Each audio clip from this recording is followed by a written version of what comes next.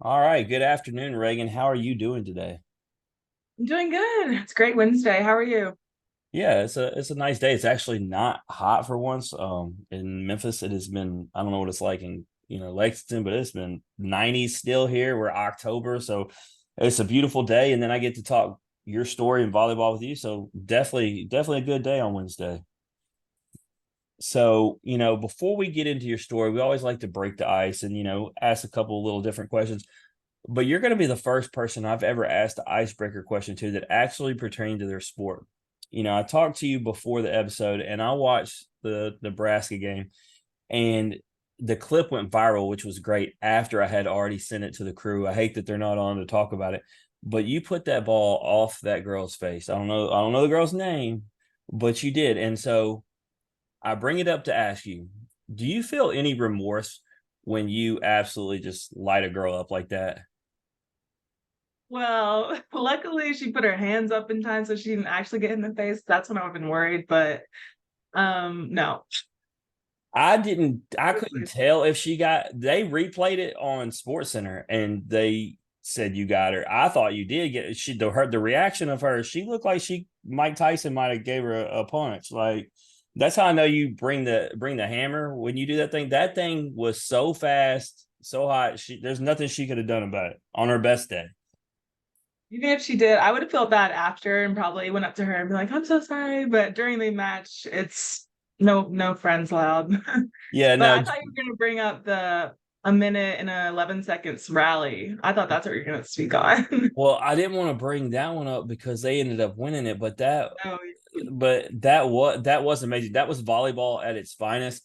I mean, y'all had girls hitting the deck everywhere, and I think that's where, we talk about athletics specifically for women. I go to volleyball, soccer, softball, and I think if people went to these events more and saw the things that y'all do, there would be a more respect level because women grind and they get dirty and they're physical, especially in the SEC in sports.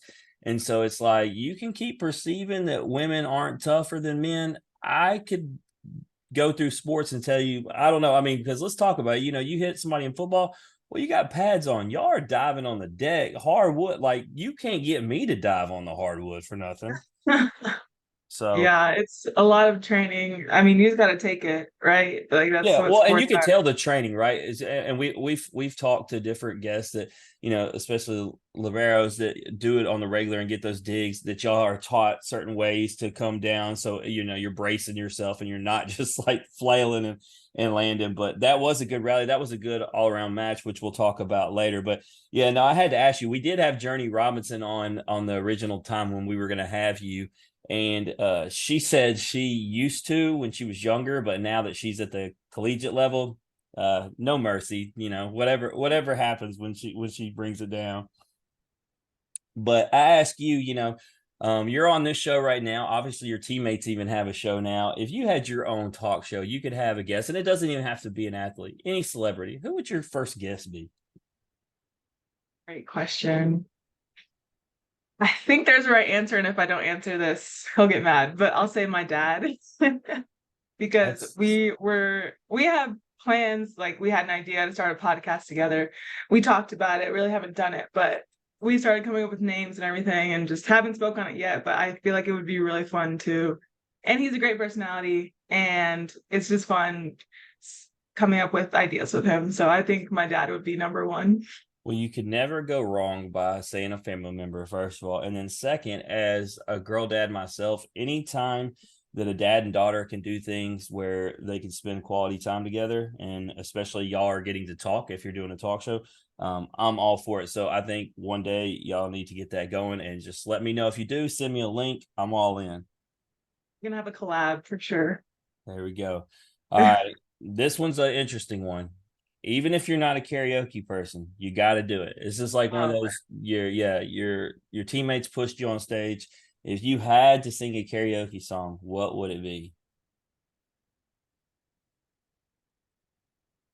Battlefield by what's her name? You know that song, Battlefield. Hmm. Who's that by?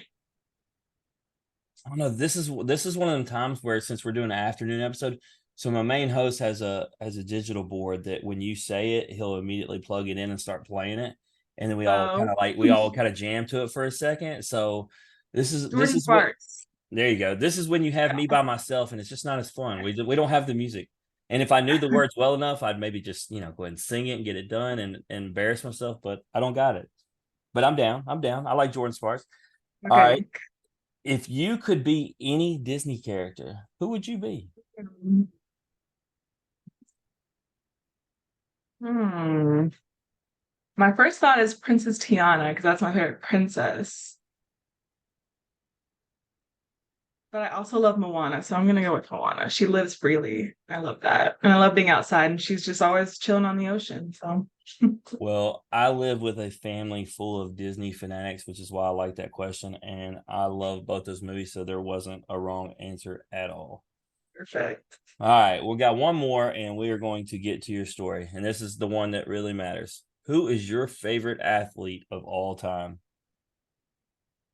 My favorite athlete is probably Serena Williams. She's just that gritty, emotional player, and she just doesn't care what people think and goes on and still is like the top female athlete. So I just love her and her story so much. Yeah, she's easily the best female tennis player that ever played. It's not even debatable. She was like you said, she just constantly outworked everybody.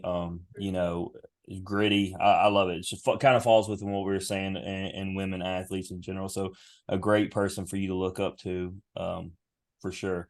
So with all that, let's get into your story. Where are you from? I am from Houston, Texas, a small suburb called Missouri City. And so I've lived there all my life and grew up there and went to high school, was raised there.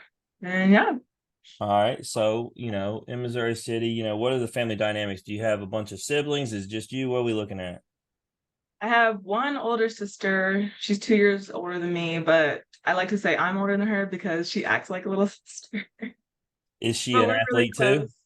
Yes, she also played volleyball. She played at Texas State. And I would say she's my role model. Like, if I wasn't watching her and, inspiring to be her, like she started off playing volleyball, then I don't think I would be the volleyball player I am. So I always give her credit for that. Yeah, and I'm glad you said that because a lot of times, a lot of the best athletes we have on here, most people think of like parents pushing them, right? But more times than not, it's an older sibling who played the sport. And sometimes the sibling ended up being someone who was great, in their own right, maybe went and played college, even sometimes pro. And sometimes it was just somebody that just pushed them, that gave them that extra edge to be great, and they played in the same sport. So older siblings who play the same sport always advantageous when you're coming up. Just makes you work harder, and so it's not a surprise to hear you say that. Speaking of, I've seen the tape. I've obviously watched you play. You're just a clear athlete. I find it hard to believe that volleyball was probably the only thing you played growing up. Did you play anything else? I actually played soccer for about 6 years, and that was my sport. Like, I loved it. I was out there running around with my left little foot, and that came to an end because one, I don't like contact sports. It was too much for me. And then being outside was just awful because it's hot and then it's cold. And I feel like soccer is all around, right? All year round. Right, it is. And my question for you would be, you know, being that my daughter does play club and high school, you don't typically see girls that are your height either. Were you a lot taller than the other girls? Honestly, no, I wasn't. There was like a few girls. I was pretty short back then because I didn't hit my growth spurt till later. So Uh, I would say I was like 5'9", and so there was a few girls towering me. Um, But yeah, I wasn't the tallest. I had a late growth spurt, probably sophomore, junior year of high school. Yeah, the tall girls are the scary ones because my daughter is a center back and she always usually is locked on the other team's best player.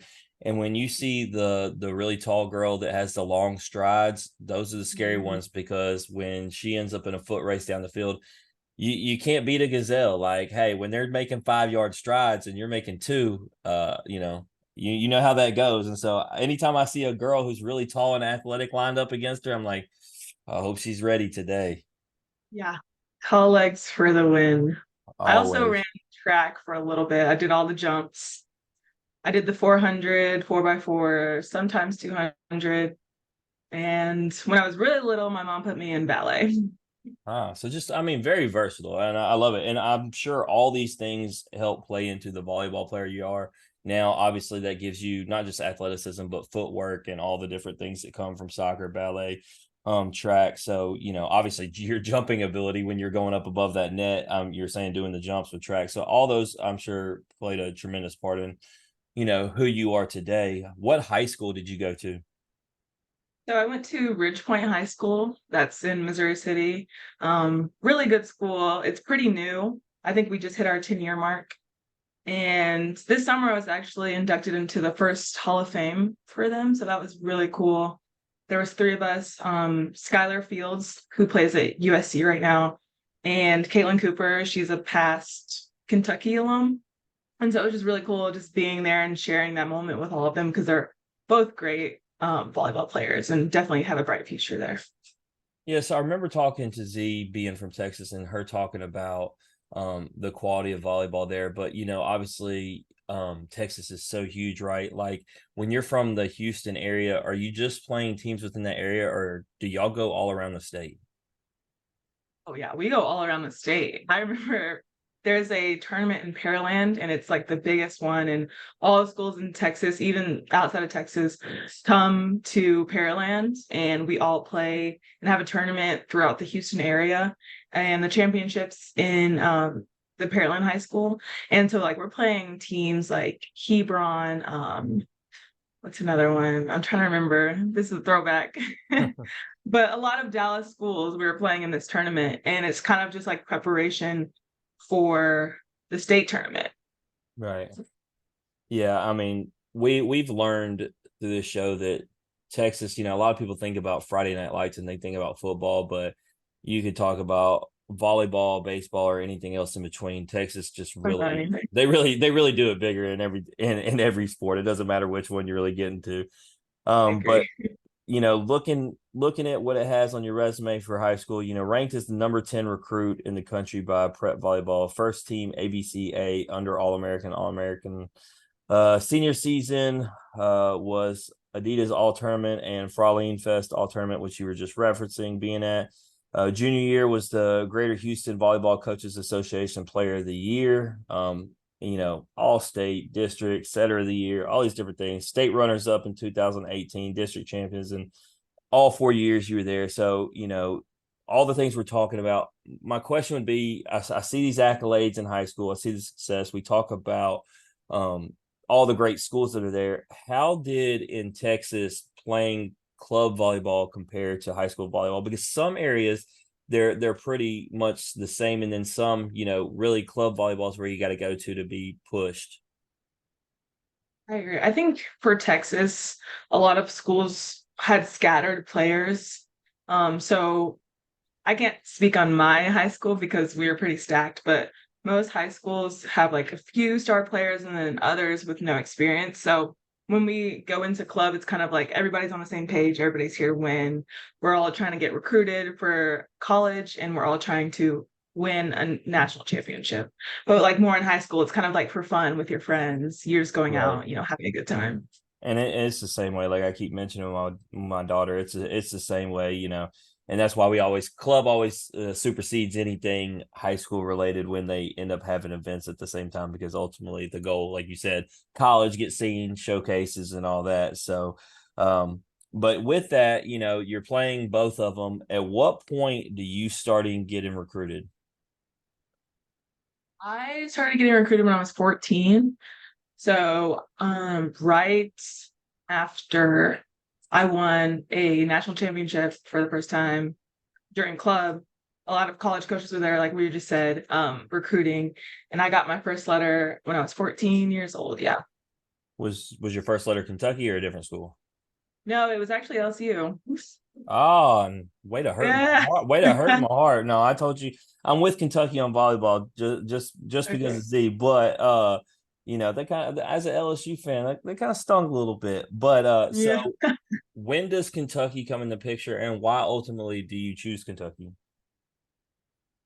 I don't remember when they started talking to me, but I did talk to them a lot. And that was one of the schools, like, I really enjoyed our conversations. It was genuine. And sometimes with recruiting, like, you can pick out those who are just, they're just trying to get you to their campus, and not they don't care about you, but just tell you what you want to hear. And it was just the complete opposite with Craig Skinner. And he was just so caring and genuine and wanted to know how I was as a person. And I could tell that, and really really embraced that. So I went to a camp, and then that's when I kind of had a tour of the campus, and I just really loved it. Like, it still has that southern feel, but like you get all 4 seasons. So different than Texas. It's just heat all the time. And then like the team was just so genuine. You could tell that everyone was there for each other. Everyone had the same goal. And my future teammates, like the recruits that had already been committed, they were just great girls too. And I just really wanted to be a part of something like that. And Craig Skinner really sold me on he's there to build the program and win a championship. And we did that. So Yeah, he can lie. keep his word. He did not lie at all. They did not So lie. let's get into all things Kentucky. You talked about the 4 seasons, right? So let's ask right off the top, going from Texas to Kentucky, was there much of a culture shock, or did you seem to find yourself blending in just fine? I felt like I blended in just fine. It was a tough year because of COVID. Mhm. So the only people I was really interacting with was my team. Since we were in that bubble all year, it was a year-long season, and we played fall through spring. And so there wasn't really many people on campus, or like classes were all online. So I didn't get that college feel yet. Mhm. So I was just, getting to know my teammates and balancing school and volleyball. And so I think my sophomore year is when everything kind of went back to normal a little bit. And Kentucky is definitely different than Texas. I wouldn't say there's much diversity, but there's a lot of things you can do. And Kentucky has a lot of, um, they have a lot of resources to find whatever you need, honestly.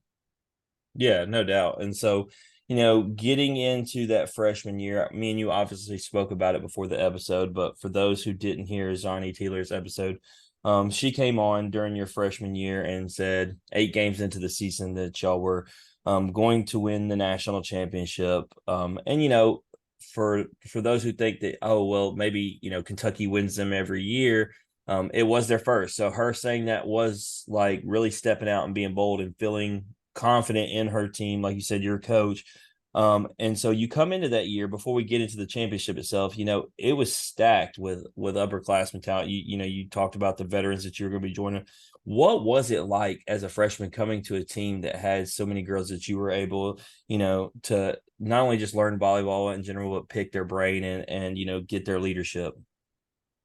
It was pretty intimidating at first. I think my classmates can agree that are here with me right now, but they taught us so much, and to like complete discipline and how to hold teammates accountable, because they're not scared. Like, it doesn't matter who it is. Like, our seniors that year were Madison Lilly, Avery Skinner, Kendall Paris, and Gabby Curry, and they just didn't care who you were. You're going to file in and like be one. So we were just all in that year. And like Z said, we always use the phrase like when this happens, not if, because we were really like we were working with our psychologists and mentally present, physically present, like just doing all the things and just being all locked in.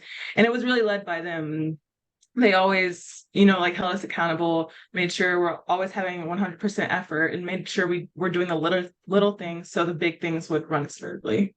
Yeah, and it wasn't one of those things that was an arrogant statement, right? Like the very Mhm. girls that you spoke of, she gave those reasons. She spoke of the talent. She talked about the reasons why. It wasn't just you know, I think we're better than everybody. She says, I know we are, and this is why I feel that way. And she was naming the girls, she's talking about the experience, just talking about the chemistry, and so it did to me, it came off with confidence. And if you don't feel confident and your team winning a championship, really you're going about it all wrong. Like I said, I mean, you're there. That's your goal. You should feel like, especially because you picked that school for a reason.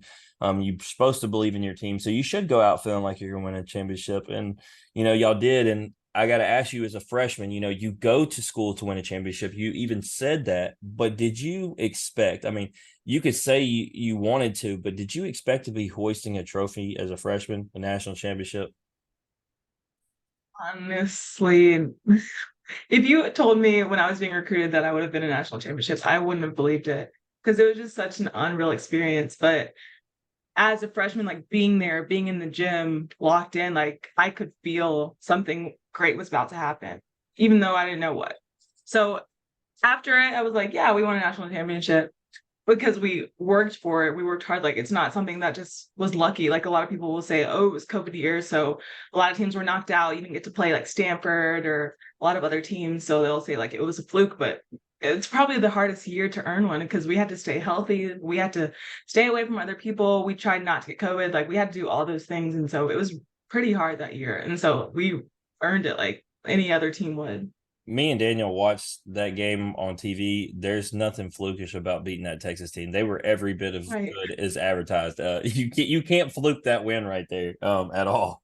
So getting into the next year, obviously a lot of those veteran leaders have left, and obviously you got to kind of build that chemistry back up. I did get to see y'all live in person. I went to Oxford on September 29th, watched y'all against Ole Miss. I had even spoke to you about how it was the largest crowd that they've ever had. You had 5 blocks that night, and that's when I got familiar with you. Talk to me. What's the emotion like that next year? You become more of an impact player. Me seeing you in the SEC like that. What was it like transitioning from the freshman who was kind of a little bit more of a role player to where now you're actually one, even though you're only a sophomore, you're one of the more big impact players. Yeah. My freshman year, like you said, I was kind of just not a fill-in, but I was second string. And so I didn't play in that national champion match, but I still learned so much from it. Like I remember, I'll never forget after the match, Allie hit that sharp cross ball and she came up to me after the game and we are just like all in tears. And she said, that's because of you. And like I worked in practice so hard to block her line shot Mhm. every time. And so she was forced to learn a new shot. And that was that sharp cross shot. And so I'm just tearing up more. And I just learned like, even if no one knows your name, like you still have an impact on a team and how their chemistry goes. And so that next year, I was just really focused on what I can do for the people around me and not just for myself. Like, I think I was more focused on, developing a good connection and chemistry and being a presence on the floor than like trying to win awards and player of the year. And so I just really wanted to build my self confidence and so my sophomore year, I definitely was in a groove and really started to embrace my role, whatever that was. Mhm. And we had lost a lot of players. So stepping up as a leader and introducing the freshmen to the Kentucky way because we had Emma Grown, who is our setter, and filling in for Madison Lilly. And that's a big role as a setter, just to come in as a freshman and run a whole offense. And same with Eleanor Bevan in the back row as libero. Mhm. She has to run the back court. And so, you have to be more of a leader than pretty much everybody else. Yeah, absolutely. And you did well. And I think you spoke to the reason why we talked about learning from the upperclassmen, and then you talked about going against them at practice. And it goes all the way back to your sister, right? It's the whole iron sharpens iron thing. It makes you better for the future. And so obviously that helped you. And I want to go ahead and fast forward to last year, because if we went through your whole journey, I don't know, we might have to take all afternoon. You've been making a big impact for a while. But you were AVCA All-American, All SEC, All Region, 10 plus kills in 15 of the 18 SEC matches, SEC Player of the Week, SEC Offensive Player of the Week. So as you get to this point, would you say it was the experience that led to this transition? Obviously, also y'all put time in the weight room, coaching, all that thing. So by the time you get to this junior year, do you feel like you're putting up stats like this and being recognized with accolades like this just because you've gotten that much time in the court against that kind of competition? I definitely agree with that. Yeah. I love to compete. Like you said, like I think that comes from my sister. Like there's this natural instinct to compete with her. Mhm. And so being in the gym, being surrounded by a high level group of players is so much fun. And yes, it's hard, but it just makes you so much better of a player. And so after sophomore year, I think we lost in the second round, and I was just like, I never want to have this feeling again. And so worked extremely hard in the spring in our off season, trying to be an all around player, just working on my back row attack, my passing, not just being a front row through rotational player, but having an effect in all aspects of the game, whether that's like serve, passing, back row attack, front row attack, block. And so I think I had a huge leap from that spring to fall into my junior year. And yes, it showed. And at the end of that year, I was kill leader and point leader. And I really never purposely wanted to have that effect, but obviously everyone wants to be the best. And Mhm. so just having that competitive edge, I think that really helped me. Yeah, no doubt. And you ended up saying something that was going to go into the next question I had. You talked about the season before going home. You make it to the Sweet 16 last year. You knock off Loyal, Chicago, and Western Kentucky, but lose to San Diego.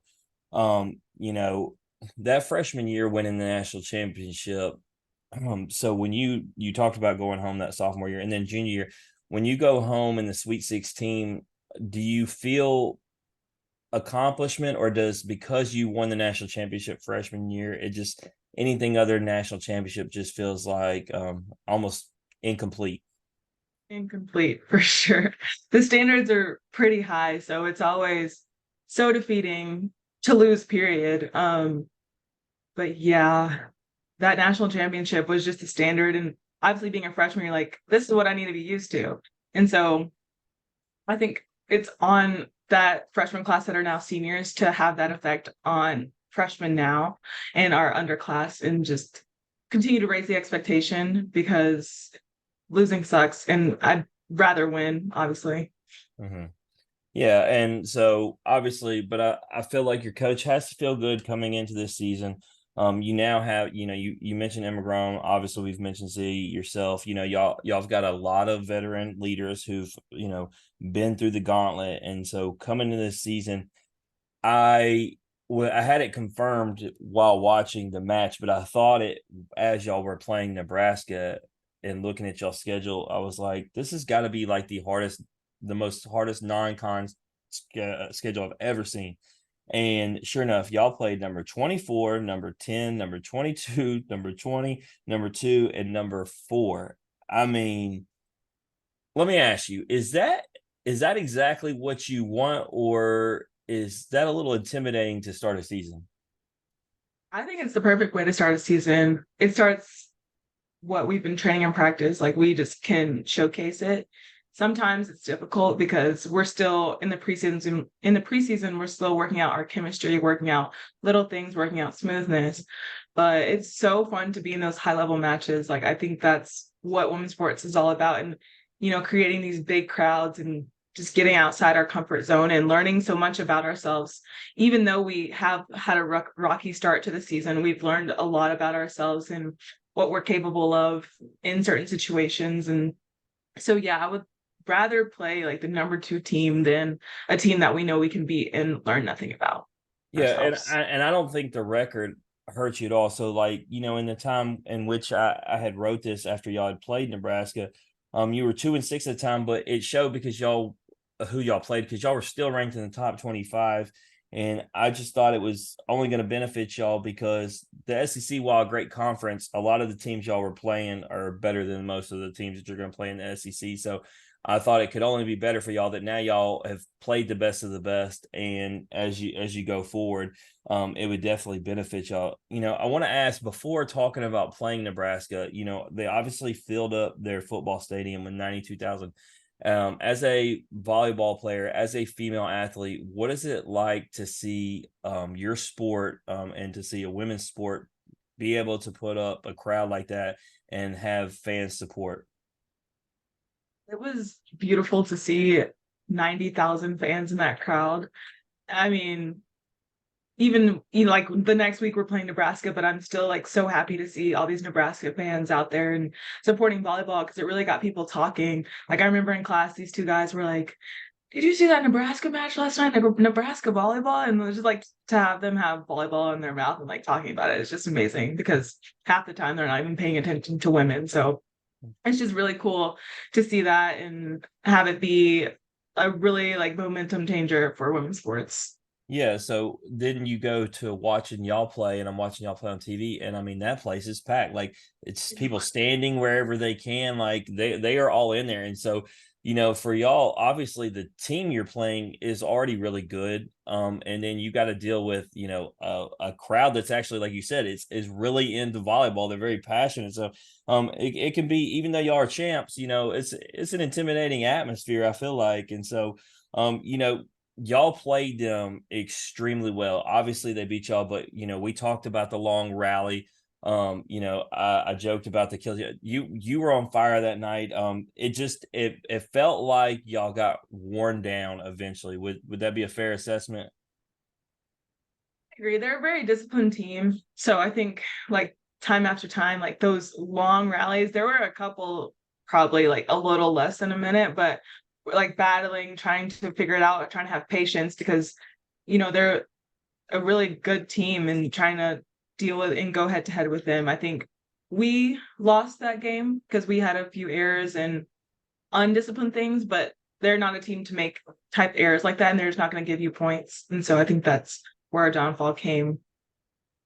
Yeah, but like we said, only could make you better in the end. And you watch the tape. Your coach obviously works with y'all, and you fix the mistakes. So coming off weekend wins versus Georgia and Alabama, you got Missouri and Ole Miss on deck.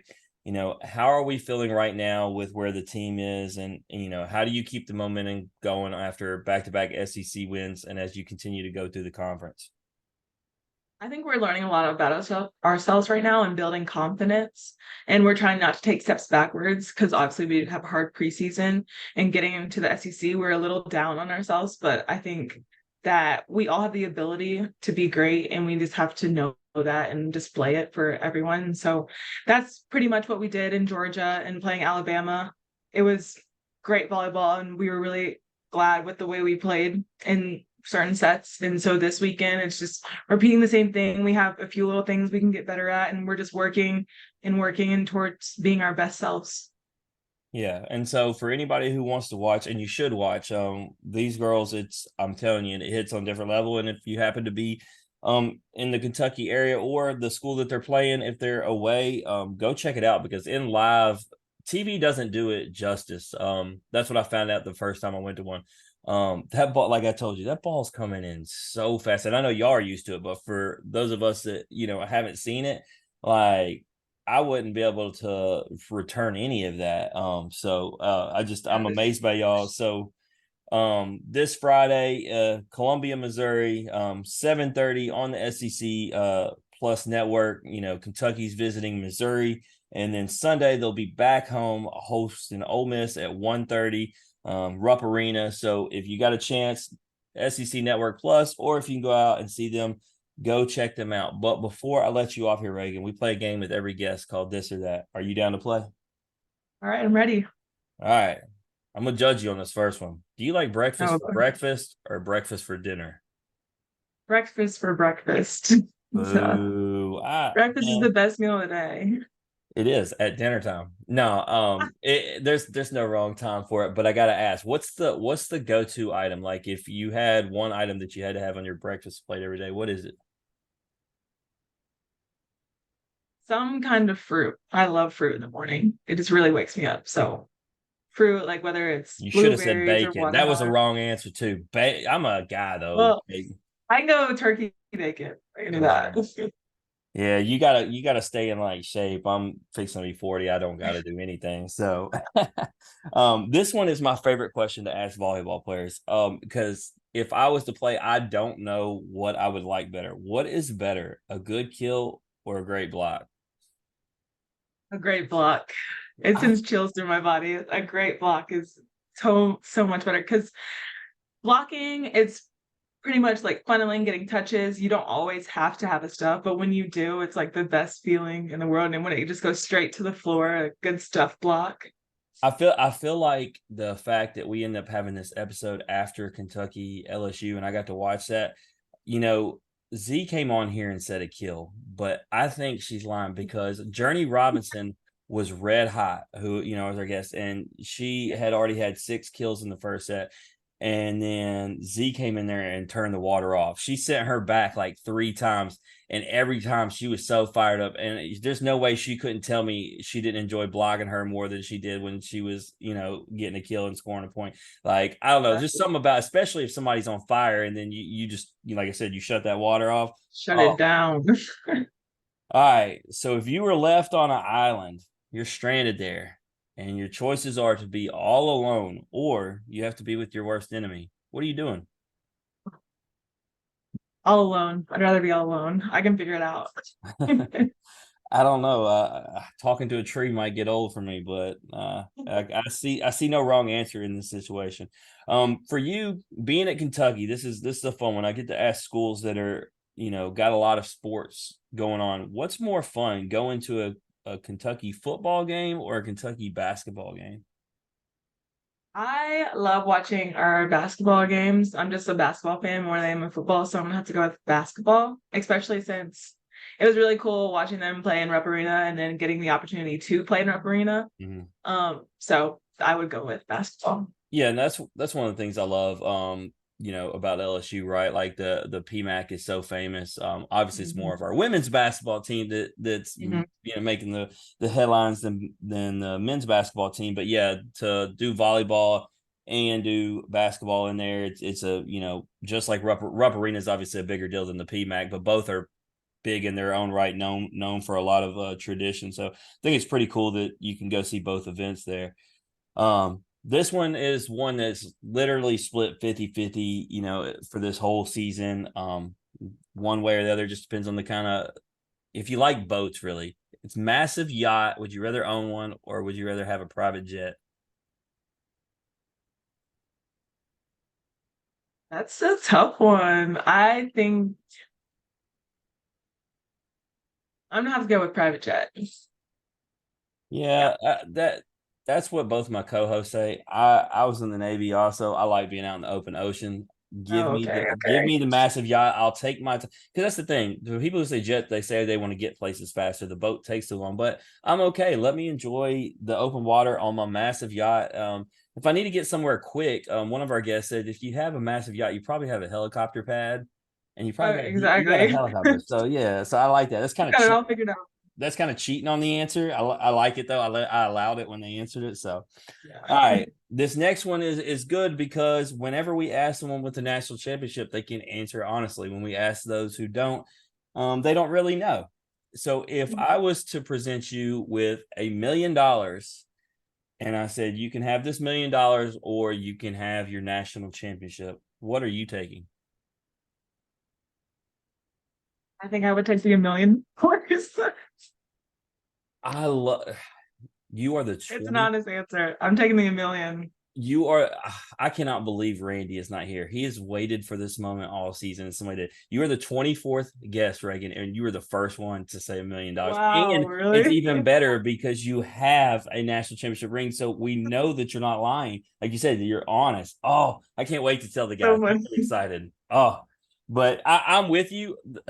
The thing is, when the guests who do have a national championship come on here and say you can't replace the memories. And the thing is, for instance, we've had some baseball guests where I've been there in Omaha when they've seen them win the championship, and I watch them dog pile on the mound and just see the joy on their faces. And I get what they're saying, like, right, like you can't replace it. I saw that with y'all on the court, right? And so Right. I get it, but it's easy to say that until someone drops $1 million in cash right there in a bag in front of you and says you can have this, like it's but Yes. I guess it's I another one mean, of I those, still it's have no the wrong answer, title. right? Maybe you can just take away the ring and then I'll have $1 million. There you go. There you go. All right, well, before I let you go and get about your day, is there anything you want to plug or promote? Do you have any NIL merchandise or anything like that, charity foundations? I do have some merch coming out soon. Um, I have to get it cleared first, but be on the lookout on my Instagram, which is Reagan Rutherford. And I also work with two organizations that are just about hold on, that are just about uplifting the volleyball community or any community. And one of them is WGMVP, and it's an organization that works with uplifting the younger generations and just knowing that social media doesn't define who you are. It's just really you. And neither do sports, nothing else besides who you are, and that every person has value. And the second one is League One Volleyball, and they're starting a professional team in the US very soon, and it's going to be the second league. And they're working really hard in building the volleyball community from the root up. So they're working with younger generations, college students, and professional teams, and building that community. And so I'm really excited about both of those things. Yeah, absolutely. That's amazing. So, as you heard her say, whether we're talking about the NIL merch or the organization she works with, if you go to Reagan Rutherford, add a D onto her name at Instagram, you can find out about these things and find out what's going on. Or if you want to find out about what's going on with her team, it's simply just Kentucky Volleyball on Instagram. But Reagan, we thank you for joining us this afternoon. And if there's anything that we can do for you along the way, just reach out. Awesome. Thanks, Jim. This was fun. No problem. All right. That is Reagan. Thank you for joining us. If you like hearing her story or you just like hearing us average Joes talking X's and O's, please like and share on Facebook, retweet us on Twitter, listen and subscribe on Apple, Spotify, and YouTube. We will see everyone for the next episode tonight. That's right. That's why I'm doing a daytime episode. Tonight, the crew will all be back. We will be joined by Ole Miss baseball stud Trenton Lyons. This has been an Off the Bench podcast. As always, strong bodies, sharp minds, grit and grind all the time. We are out.